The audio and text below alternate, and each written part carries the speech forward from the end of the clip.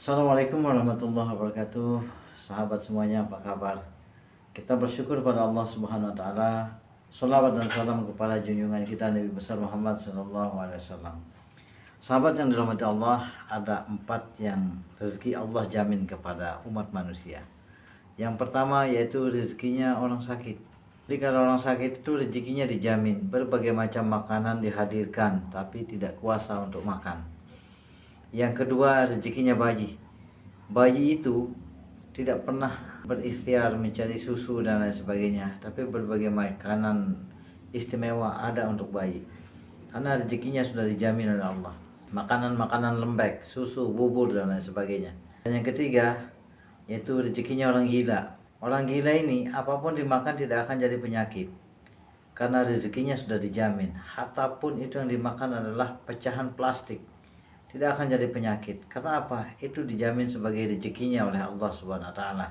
Dan yang keempat, rezeki yang paling istimewa adalah rezekinya orang yang dakwah.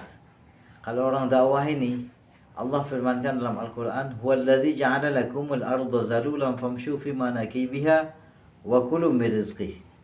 Dan hendak kamu berjalan di atas muka bumi ini, di seluruh lempengan-lempengan bumi ini kamu berjalan. Wa kulu min rizqihi, dan makanlah daripada rezeki-rezeki Allah. Sehingga orang dakwah itu nggak perlu pusing dengan rezeki, tidak perlu pusing, tidak perlu penat, bingung dengan berbagai macam permasalahan. Semua masalahnya Allah akan selesaikan.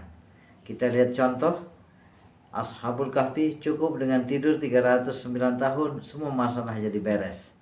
Para dai-dai Allah tidur di masjid, semua masalahnya akan dibereskan oleh Allah Subhanahu wa taala.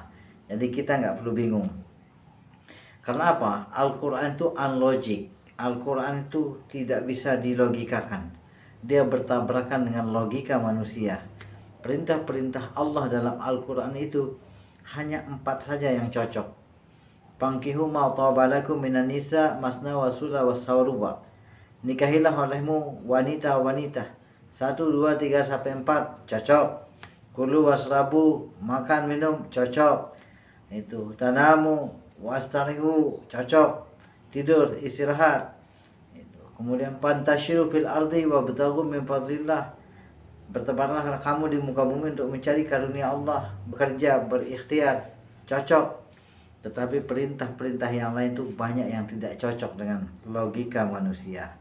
Di saat lapar nggak boleh makan, di saat kenyang dan ngantuk disuruh makan, puasa.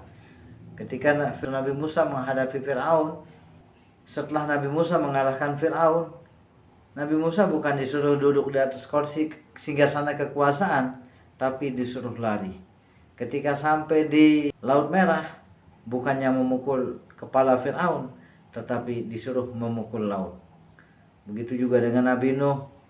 Di saat Nabi Nuh berdoa, maka ada 7 tahapan yang harus dilalui oleh Nabi Nuh alaihissalam untuk terkabulnya doanya. Disuruh bikin perahu di atas gunung yang dimana saat itu panas terik, tidak ada air. Setelah jadi diberakin, setelah jadi malah disuruh naikkan penumpang dalam keadaan bahtera, air laut tidak ada. Penumpangnya jadi bingung. Sudah penumpang sudah naik, disuruh naikkan pohon-pohonan lagi. Sudah naikkan pohon-pohonan, disuruh lagi naikkan hewan-hewan, hewan buas, hewan ternak. Tambah bingung penumpangnya.